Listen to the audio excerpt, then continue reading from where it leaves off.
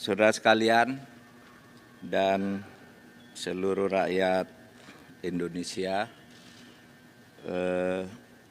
saya atas nama pemerintah yang baru saja diterima oleh Presiden Republik Indonesia sebagai Ketua Dewan Gelar dan Tanda-Tanda Kehormatan, di mana saya hadir bersama para anggota, yaitu saya sendiri Menko Polhukam selaku Ketua, kemudian ada Bapak Muldoko sebagai anggota, kemudian ada Bapak Hasan Wirayuda sebagai anggota, kemudian Ibu Mutia Hatta sebagai anggota, ada Bapak Anhar Gonggong sebagai anggota, kemudian Pak Hersani sebagai sekretaris militer, memutuskan tadi pada tahun 2022 ini akan memberikan gelar pahlawan nasional dalam rangka peringatan Hari Pahlawan 10 November, tetapi upacara penganugerahannya akan dilakukan di Istana Negara tanggal 7 November. Tanggal 7 November karena Bapak Presiden tanggal 8 dan seterusnya ada KTT ASEAN di Kamboja dan akan terus ke Denpasar, pulang dari sana tanggal 13 untuk G20. Nah, mereka yang dipilih ini dari usulan banyak nama yang disampaikan oleh masyarakat melalui Kementerian Sosial, kemudian diseleksi oleh Kementerian Sosial menjadi sejumlah nama terbatas, kemudian diseleksi lagi oleh Dewan Gelar dan Tanda-Tanda Kehormatan menjadi sejumlah terbatas. Kemudian hari ini Bapak Presiden sesudah berdiskusi dengan kami, dengan Dewan Gelar dan Tanda-Tanda Kehormatan, itu memutuskan tahun ini memberikan 5 kepada tokoh-tokoh bangsa yang telah ikut berjuang mendirikan negara Republik Indonesia melalui perjuangan kemerdekaan dan mengisinya dengan pembangunan sehingga kita eksis sampai sekarang sebagai negara yang berdaulat. Kelima orang tersebut adalah 1. Dr. H.R. Soeharto. Beliau ini diusulkan dari Jawa Tengah dan beliau adalah pejuang yang dulu ikut bersama Presiden Soekarno dalam perjuangan, bahkan menjadi dokter. Beliau juga sampai beberapa saat sesudah kemerdekaan, bahkan ikut pembangunan Departemen Store Syariah dan pembangunan Monumen Nasional serta Masjid Istiqlal dan pembangunan Rumah Sakit Jakarta, serta salah seorang pendiri berdirinya IDI, Ikatan Dokter Indonesia.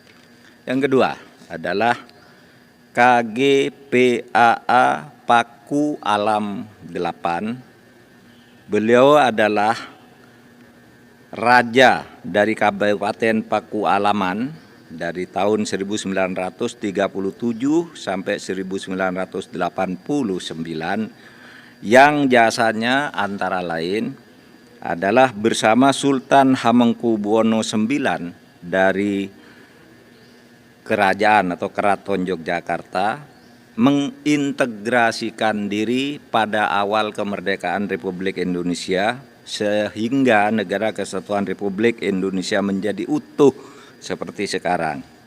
Perlu diketahui bahwa pada saat Indonesia merdeka, Keraton Yogyakarta dan Pakualaman ini adalah daerah otonomi khusus dari Kerajaan Belanda.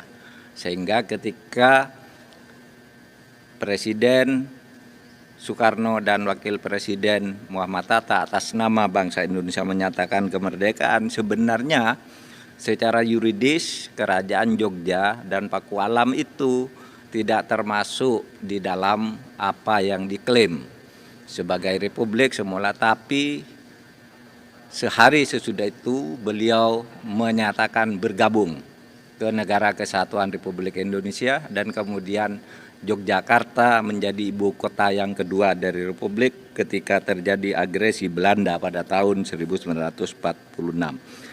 Ini Pakualam 8 pernah menjadi wakil gubernur ketika Sri Sultan Hamengkubuwono ada di Jakarta dengan tugas-tugas sebagai pejabat negara. Lalu yang ketiga, Dr. Raden Rubini Nata Wisastra. Beliau diusulkan sebagai pahlawan nasional dari Kalimantan Barat. Beliau adalah juga dokter seperti Dr. Soeharto tadi, menjalankan misi kemanusiaan sebagai dokter keliling di saat-saat kemerdekaan. Bahkan beliau bersama istrinya sampai dijatuhi hukuman mati oleh Jepang karena perjuangannya yang gigih untuk kemerdekaan Republik Indonesia. Kemudian yang keempat, yang kelima tadi Raden Rubiandini. Yang keempat adalah dari bukan ini Jambe, bukan Bali tadi. Oh iya. Iya, 1135 ya. Kemudian nih Haji Salahuddin bin Talabuddin. Haji Salahuddin bin Talabuddin ini adalah diusulkan pahlawan nasional dari Maluku Utara, di mana beliau selama 32 tahun berjuang melalui perjuangan dengan semboyan hidup Islam, hidup Syarikat Islam, hidup Republik Indonesia, yang kemudian ikut membangun negara ini berdasar negara kesatuan yang inklusif berdasarkan Pancasila. Beliau pernah dibuang ke Bovendigul tahun 42 dan juga dibuang ke Sawah Lunto tahun 1918 sampai 1923. Itu tadi Haji Salahuddin bin Talabuddin dari Maluku Utara. Ini ya. Kemudian berikutnya adalah Sanusi. Kiai Haji Ahmad Sanusi dari Jawa Barat. Ini. Kiai Ahmad Sanusi adalah salah satu yang belum mendapat gelar pahlawan nasional, padahal beliau adalah anggota Badan Penyelidik Usaha-Usaha Persiapan Kemerdekaan bersama Bung Karno dan Bung Hatta, dan beliau juga sebagai tokoh Islam yang memperjuangkan dasar negara yang menghasilkan kompromi lahirnya negara Pancasila. Dari semula ada sisi kanan ingin menjadikan negara Islam, sisi kiri menjadikan negara sekuler, kemudian diambil jalan tengah, lahirlah ideologi Pancasila sesudah menyetujui pencoretan 7 kata di Piagam Jakarta. Sudah 5 ya? Sudah 5. Baik, terima kasih. Sudah 5 tadi ya? Ya. Jadi dari sekian banyak tadi 5, terima kasih. Kami sarankan kepada daerah-daerah tadi yang sudah mempunyai usul-usul dan disetujui oleh pemerintah supaya segera menyiapkan diri untuk hadir dan melakukan penyambutan baik upacara adat, upacara daerah, atau apapun yang bisa dilakukan untuk menyongsong anugerah ini. Terima kasih. Assalamualaikum warahmatullahi wabarakatuh. Kami akan menjamu Yang Mulia dan Bapak Ibu di hamparan pantai Bali yang indah yang menginspirasi gagasan-gagasan inovatif untuk produktivitas G20 ke depan. Sampai bertemu di Indonesia, terima kasih.